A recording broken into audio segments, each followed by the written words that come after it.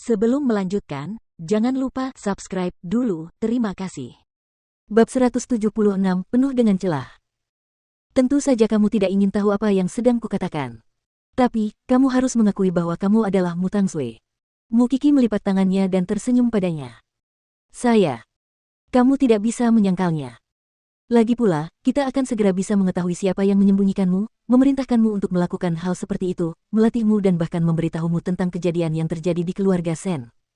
Kemudian, Mu Qi melirik bibi kedua lagi. Karena Mu Tangsue menolak untuk mengakuinya, kita akan kembali ke Tong Sue lagi. Rong Junhan menertawakan Mu Qi dengan dingin saat menyadari bahwa orang-orang di seluruh bangsal ditipu oleh Mu Qi. Mu Qi, aku merasa kaulah yang merencanakan semuanya. Kau meminta Mu Tangsue untuk berpura-pura menjadi dirimu. Lalu, kau bisa menuduh kami dan bertindak seolah-olah kau adalah korban. Sebenarnya, kaulah yang melakukan semuanya, bukan? Sepertinya bibi Rong sangat cemas. Mu Qi mencibir. Lalu, mengapa kamu tidak menjelaskan kepada kami mengapa kamu muncul tidak lama setelah Mu Tangsue? Aku kesini karena menerima telepon dari kakek. Mu Qi berkata dengan jujur. Kau pikir Mu Tangsue bisa berbohong kepada semua orang hanya karena kemampuan aktingnya yang buruk? Ayah sudah tahu kebohongannya saat pertama kali dia masuk bangsal. Itu karena ayah bertanya kepadaku sebelumnya tentang arti tatoku. Jadi, dia meminta Mu Tangsue untuk datang dan menemuinya hari ini. Aku datang hari ini hanya karena penasaran seberapa miripnya dia denganku dengan berpura-pura menjadi diriku. Tapi, dia tidak sehebat itu. Jadi, baik Sen Jianchuan maupun kakek Sen sudah mengetahui hal ini selama ini. Tidak heran mereka meminta semua orang dari keluarga Sen untuk berkumpul di sana. Ya, benar. Kakek Sen akhirnya angkat bicara. Jianchuan dan aku sudah tahu tentang ini sebelumnya. Kami tahu bahwa Mu Tangsue berpura-pura menjadi Qi. Jadi, itulah yang terjadi sekarang. Tapi, aku tidak tahu tentang kecelakaan mobil itu dan Tong Sue. Tetua kedua, bisakah kau memberitahuku siapa dia? Tetua kedua tercengang. Itu karena tidak ada yang tahu tentang fakta bahwa dia telah mendirikan perusahaan dengan Rong Junhan dengan mengajukan dana. Namun, sepertinya dia tidak bisa menyembunyikan rahasia itu lagi. Sebenarnya, aku ingin membantu mengamankan rahasiamu, paman kedua. Namun, kejadian ini entah bagaimana berhubungan dengan pelaku yang menyebabkan ayahku terluka. Jadi, aku tidak punya pilihan selain mengungkapkannya untukmu, paman kedua. Kemudian, dia berbalik dan berkata kepada kakek Sen, kakek, kami mengetahui bahwa ada sebuah perusahaan bernama Seng Rong. Perwakilan yang sah adalah seseorang bernama Tong Sue.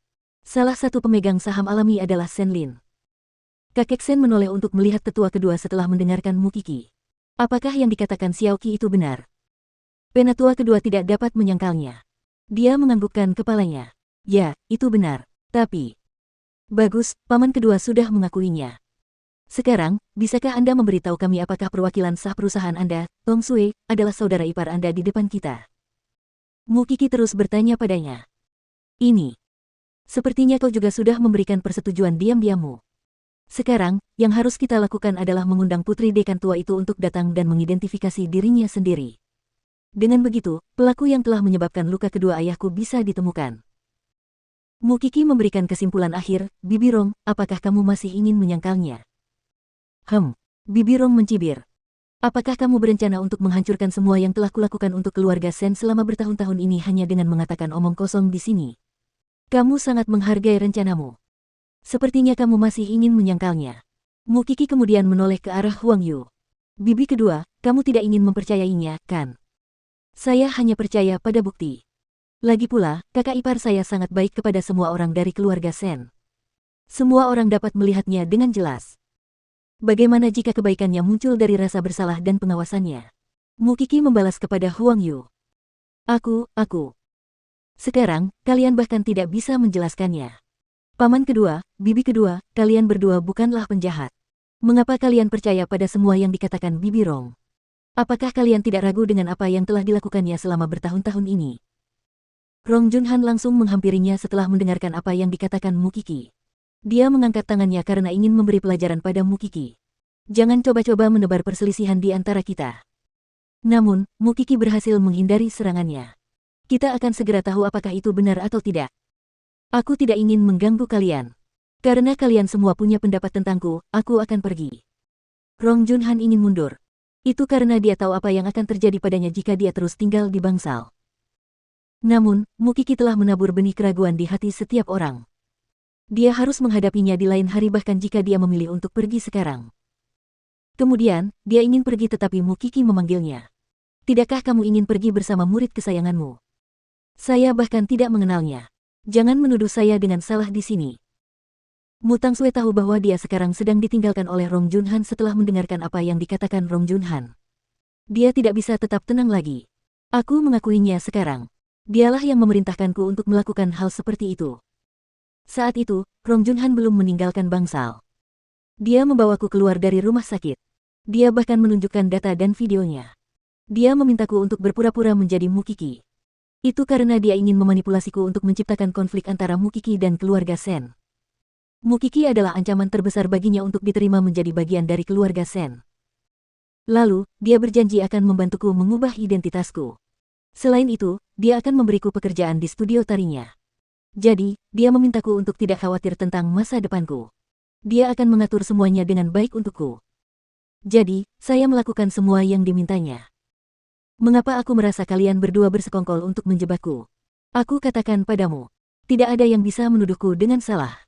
Kau tidak akan berhasil. Rong Junhan berteriak keras pada Mu Qi. Kaulah yang takut aku melarangmu menjadi bagian dari keluarga Sen. Aku dari keluarga Sen. Kenapa aku harus takut padamu? Itu karena kamu tahu bahwa hidupmu tidak akan mudah selama aku di sini. Apakah kamu sudah selesai berakting sekarang? Rong Junhan mencibir dengan sinis. Huang Yu, kamu percaya padaku, bukan? Akting mereka penuh dengan celah. Huang Yu menatap Mu Qi, lalu menoleh ke Rong Junhan. Kaulah orang yang ceritanya penuh dengan celah. Apakah kamu punya bukti? Rong Junhan mengangkat alisnya dan membalasnya. Jika tidak, aku punya banyak alasan logis untuk menuntutmu karena memfitnahku.